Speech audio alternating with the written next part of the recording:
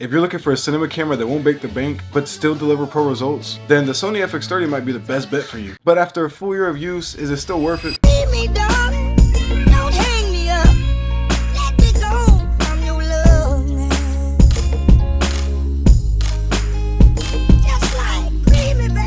Today is 77/365, and today I'm breaking down my experience with the FX30 after a full year of use. I'm gonna go over the pros, the cons, and whether I still think this is the best beginner-friendly camera in 2025, you know? And right off the bat, the body. Listen, the FX30 feels professional, premium.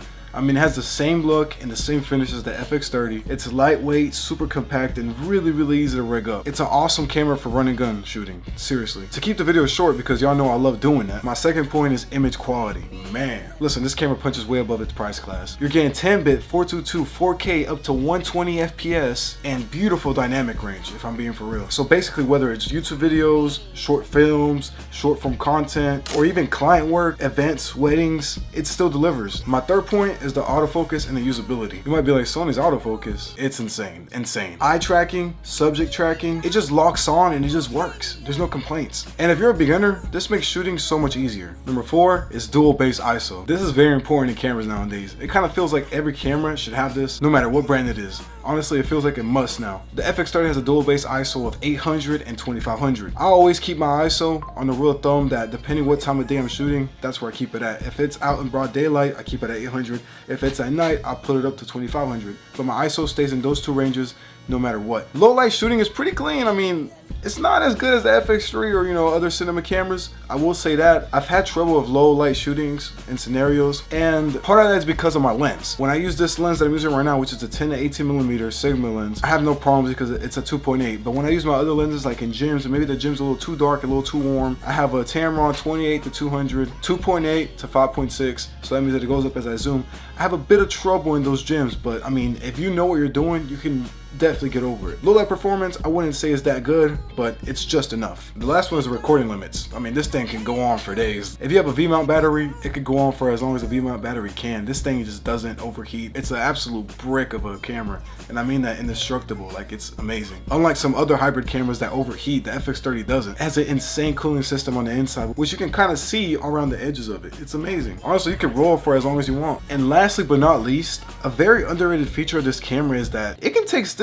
It can take pictures. This is an actual picture camera as well. I've done plenty of shoots with this camera. I'll throw up some examples right now. I've had many photo shoots with this camera, and I can't complain. I mean, of course you gotta stay in your native ISO, but I mean, it works though. During the daytime, this thing is a beast. I will say this, for sports, it's not that good unless you're in a controlled environment where it's sunny and you got everything right. But if it's like a dark place, then you're gonna risk your pictures look a little grainy and noisy, you know? But I really can't complain. But if you're doing portrait photography, then you're good. Don't even worry about it. Like, if you're doing portrait, that means you're controlling the lighting no matter what. So you'll be fine no matter what. I've done many nighttime photo shoots, daytime photo shoots, and the pictures that came out incredible, honestly. So yeah, this budget cinema camera can also take pictures. Crazy. Now those were the pros, but I still gotta show y'all the cons. What kind of video would this be if I don't tell you what type of camera you're getting yourself into? So off rip, the very first thing that most people notice is the EVF. There is no EVF. That's an electronic viewfinder. It's that little square that you stick your eye into to get a look of the camera, but just really close to your eye. You know what I'm saying? You don't have that here. Honestly, it's a cinema camera, so you really don't need it. In my personal experience, I don't really use this camera a lot for photography anymore. I used to when I first got it, because that's what I was doing. I was a hybrid shooter. I was very focused on photography and videography at the same time.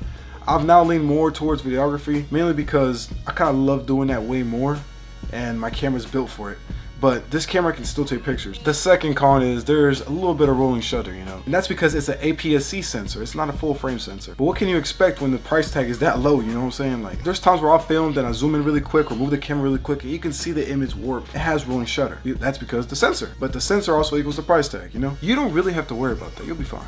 Another con I can think of is no ND filter built in, which honestly isn't that big of a deal because most cameras don't have an ND filter built in. Unless you have a top of the line cinema camera, then yeah, you have one, but I mean, do you really need one, you know? And lastly, probably the most important thing, it's not full frame. I mentioned this earlier, it's an APS-C sensor. It's not full frame. The difference, there's none. It just depends what lens you use. It really, I mean, honestly, of course, the full frame look is way better. Listen, if you have the choice between an FX3 and an FX30, take the FX3. You know what I'm saying? Like, full frame. If you want a cinema camera that ain't expensive, then go ahead and get the FX30. If you want a camera that's full frame, you don't care about the cinema aspect, then go ahead and go for the full frame. You know what I'm saying? In my personal experience, what made me choose this camera was the look, if I'm being real with you. Before this, I had the A7 III. As you guys know, it's a beast. It can take pictures, it can record, but I just wanted something for myself, a better upgrade and something I could focus on video more.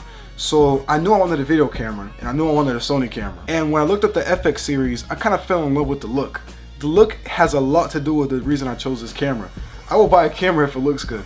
Because if you like the way something looks, you like to use it more. It kind of gives you motivation to use it. Like every time I look at my camera, I'm like, that's a nice camera. So yeah, everybody has their own decision. In the end, the decision to get this camera is up to the user itself. I mean, it is what it is. If you like the way the camera looks and you want a cinema camera, then go ahead and go for it, man. Because honestly, it's better to have something you want to use than something that, you know, you don't want to use. That makes sense? You know what I'm trying to say though. So, is the FX30 still worth it in 2025? Duh, yes. Yes, it's still worth it. I mean, why would you not? Like, yeah. Like, yeah, bro, go get it. Go get the camera, man. If you want to be a videographer, go get a camera. The image quality, the autofocus, the pro level features, it makes it too much, matter of fact. It makes it the perfect beginner camera all around. Cinema camera, remember that, cinema, it's a cinema camera, it's video, you know? Yeah, it has some downsides like the sensor and some other things, but that equals out the price tag. I don't know, what do you guys think? Should people just get this one or save up for the FX3, or should you get the A7S III instead of this one? Because the A7 III and the FX30 are basically counterparts. It's just that the A7S III is full frame. Anyways, let me know in the comments. Like and subscribe, and I hope y'all enjoyed the video. See y'all.